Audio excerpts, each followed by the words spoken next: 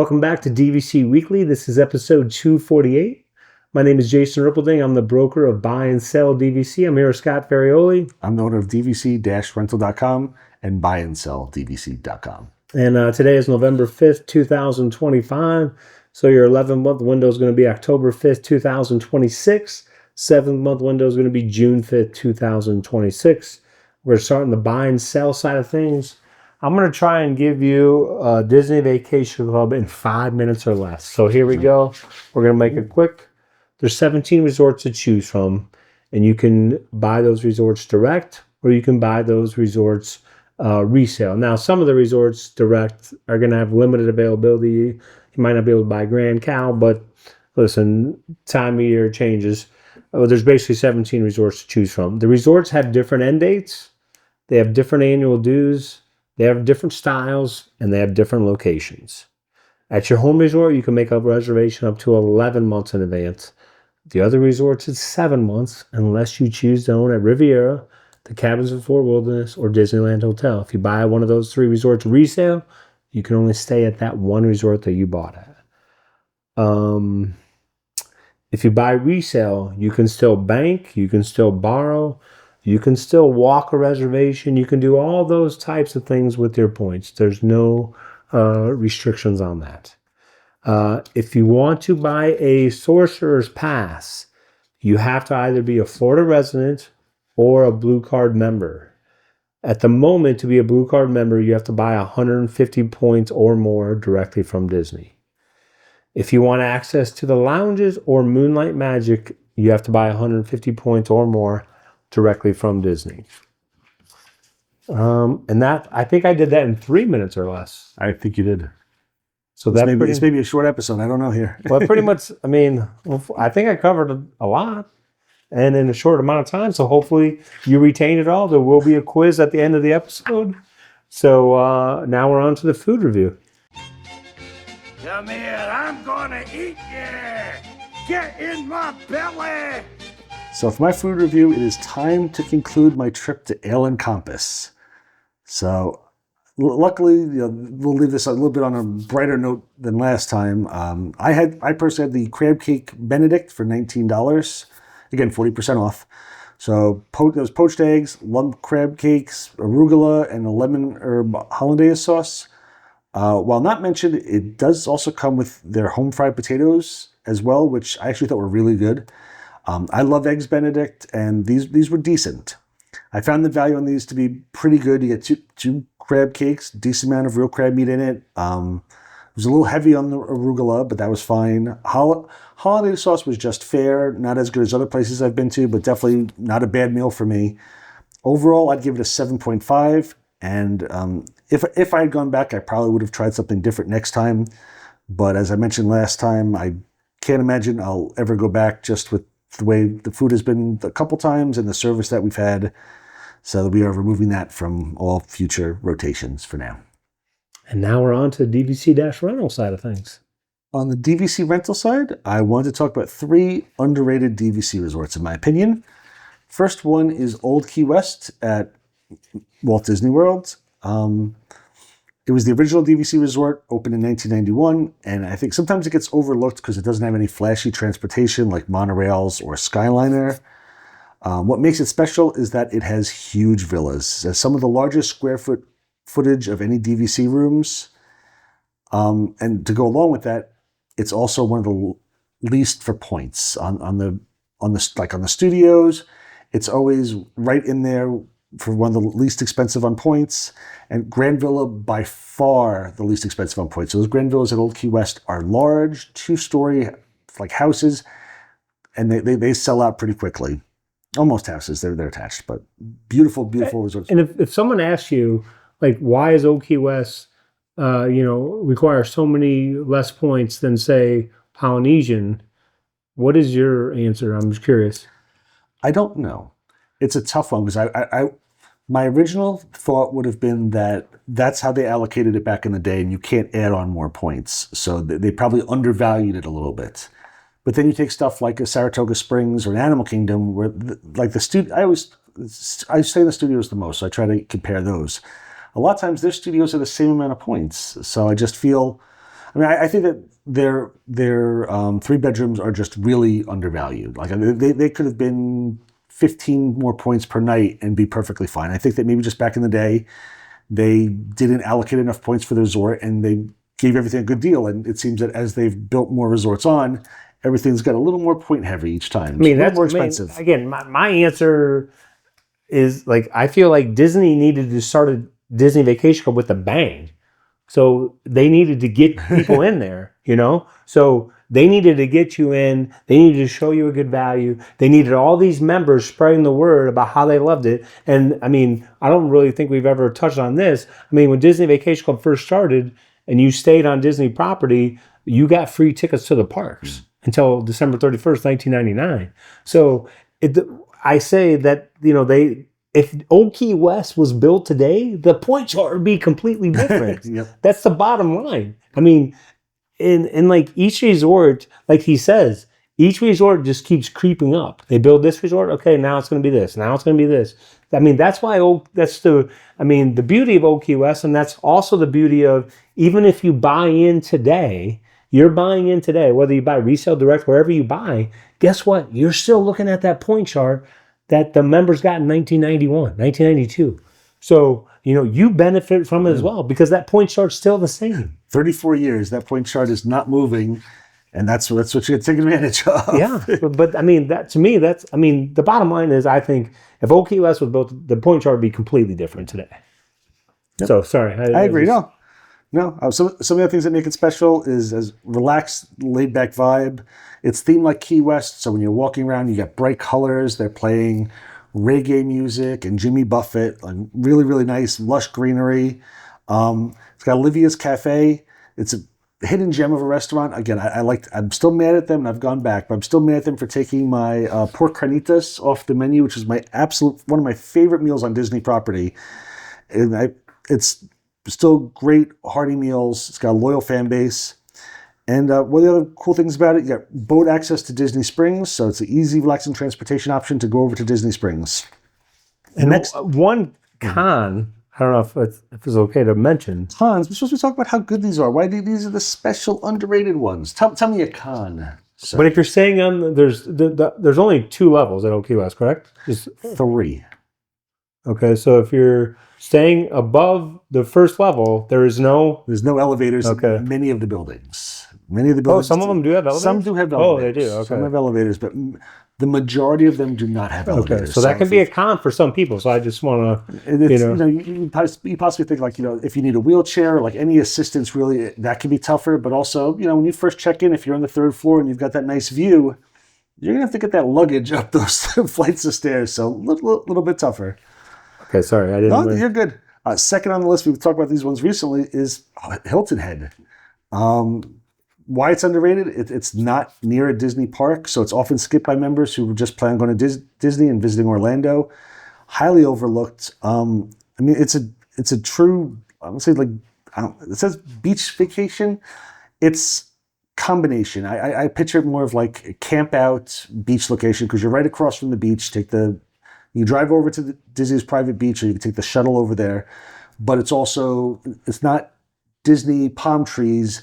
It's South Carolina with big oaks, with the Spanish moss, the low country charm, laid back theming.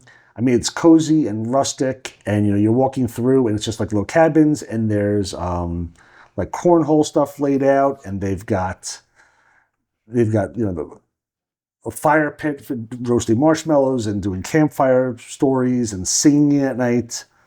It's like the setting, it's all that, plus they've got kayaking and fishing, wildlife viewing from the resort.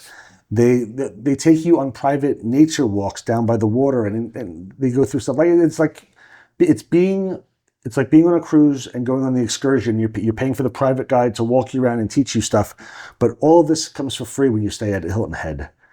You've got access to the beach house on the ocean, which has a pool and a snack bar, as well as access to the beach. There's so much stuff to do and so many family-friendly programs. Really, really underrated choice. I've only been there once. You have not been. Unfortunately, I thought that's where we're going to start going on a regular basis, but we couldn't get the reservation, and we got it at Vero, and then we just started going to Vero. And we know how that worked out. You don't have to tell our listeners how that worked out, Jason. He got addicted to Vero. Like Debbie and Cassandra, who both work for us, absolutely love Hilton Head, and they pretty much go yearly, so they love it there. And now the next one, the last underrated choice. Oh no, Disney's Vero Beach with Jason. Why it's underrated? Because you can go there and see Jason pretty much at any time. You'll find him laying out by the pool, doing the slides. Now, in all honesty, it's away from Walt Disney World. It's about an hour and a half, 2-hour drive. So a lot of people skip it. It's on the beach. You can get rooms with ocean views, direct sand access. I mean, it's slower paced. It feels like a true Florida beach vacation with Disney touches to it. So it's much more laid back. There's not a ton of stuff to do there. This is not Walt Disney World. So do you know what the nickname for Vero Beach was? Say between like Jason's Beach? This is for the locals. This is like the Vero Beach locals gave it this nickname between like say 1995 to 2010. This was a popular nickname for Vero Beach. No, what was that? Zero Beach. Really? Yeah, because they felt like there were zero things to do there.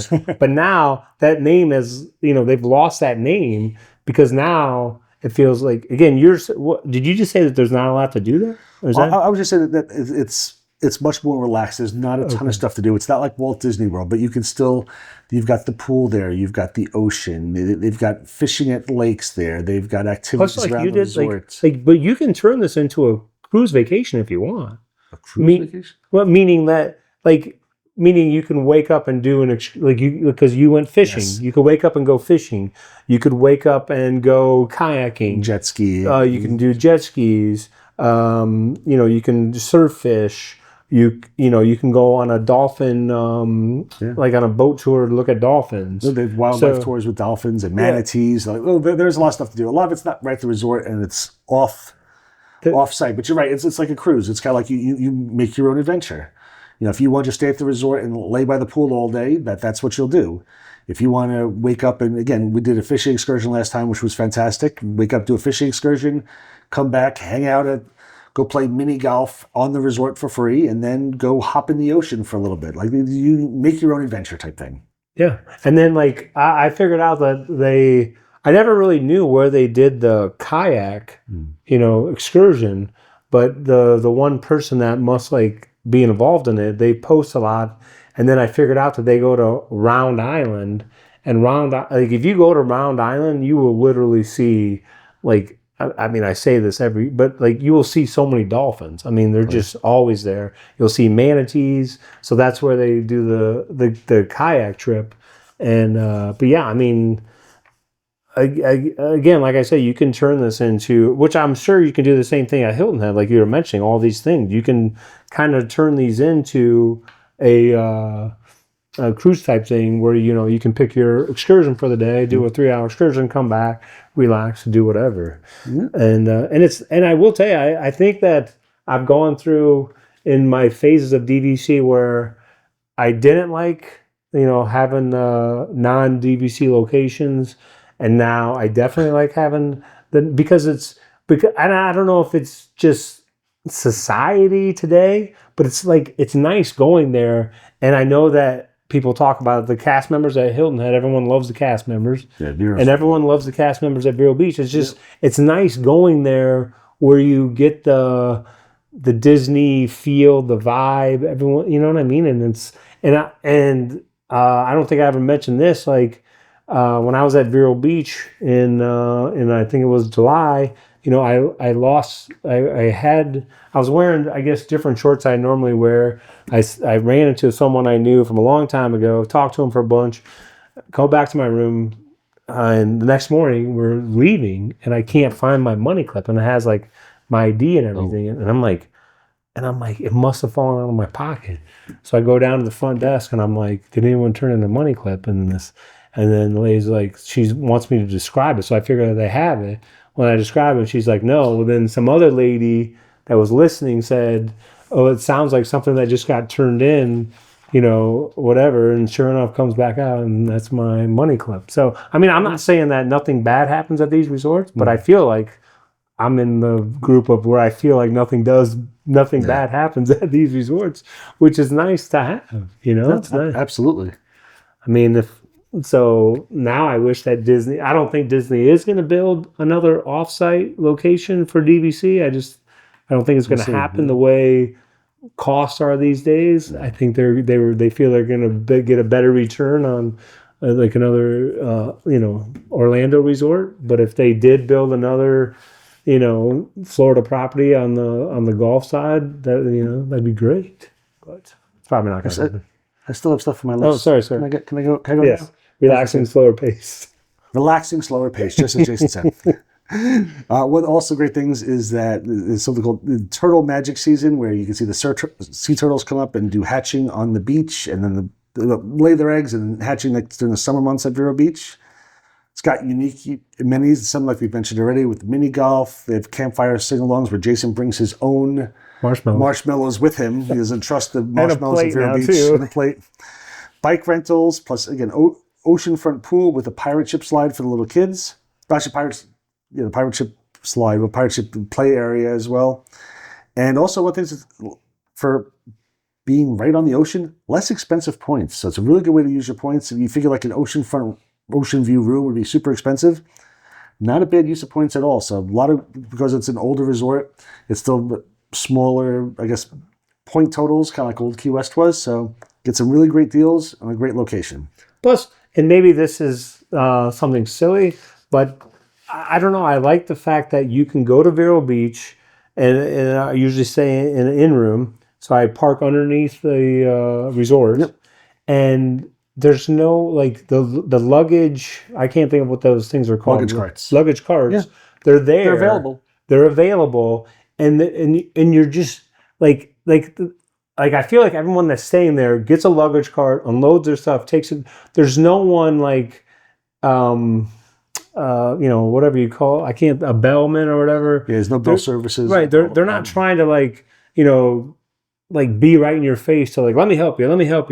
Yeah. You get to do it at your own pace. Then now this goes back. I think this is pre-2020. They might have charged for mini golf. I'm not exactly sure how the charging worked. Like you had to pay like $1 or $2 or something. It used to be like $1 or $2 if you weren't a DVC member, and free if you were a DVC member. Now I think everybody gets it. Now they don't, if you call that nickel and diming, there's no nickel and diming there. They hand you a putter, they hand you a ball, like it's, and which is good. Like you don't want to go to a place where you feel like you're getting nickel and dimed, It's everything's kind of like a cruise. It's like everything's included. You walk up to the little shack and you can get stuff because they have a pool table outside. You can play pool, you get ping pong, foosball. Like they have all these activities.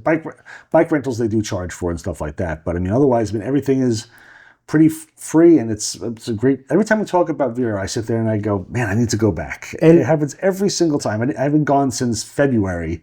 I need to go. And like you say, it's not, again, this is another resort, I want to say it opened 1996. So it's another resort where the point totals are lower. Again, if this resort was built today, it would be completely different point chart. So again, that's one thing that we don't talk about is you're benefiting from the fact that these point charts are locked in.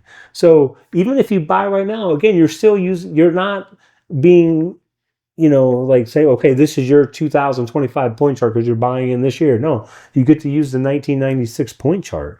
So it really is that's a great thing. I just want to point out, while it does have higher dues because it is right on the ocean, I guess the salt water does take its toll on some things, and it expires in 2042.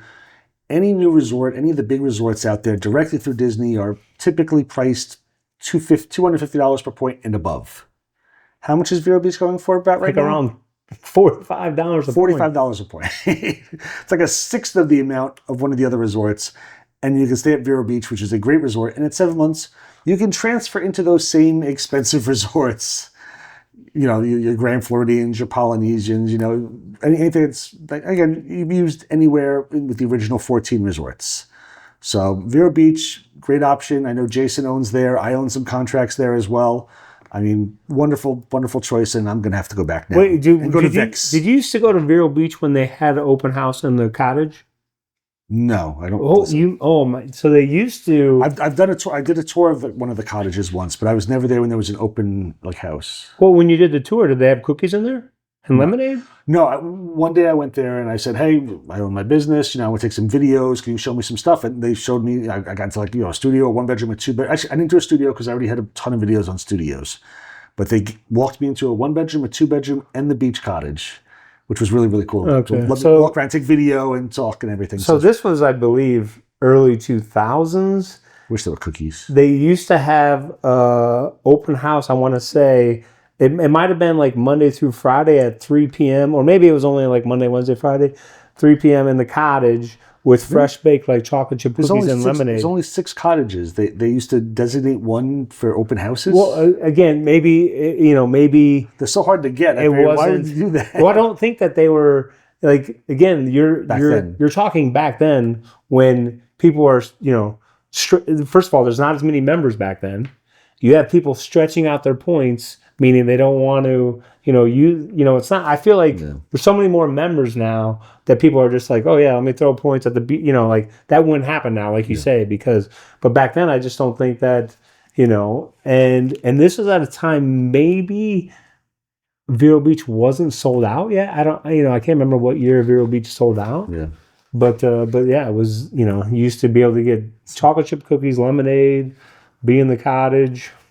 They also used to do that in the lobby at Vero Beach with the chocolate chip cookies at like 1:30 p.m. or something like that. And they stopped doing that recently. But I think Hilton Head still does that. Oh, really? Every day at like 1 or 1:30, they put out cookies and lemonade and stuff. Nice. It's a nice, I mean, it sounds silly, but that's just a nice little option to have. I mean, yeah.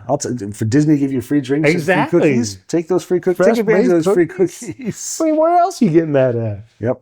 Vero Beach had that, yeah. All right. Well, hopefully you guys enjoyed that show. And leave us some comments, and we'll see you next week. Thanks for watching. Have a great day.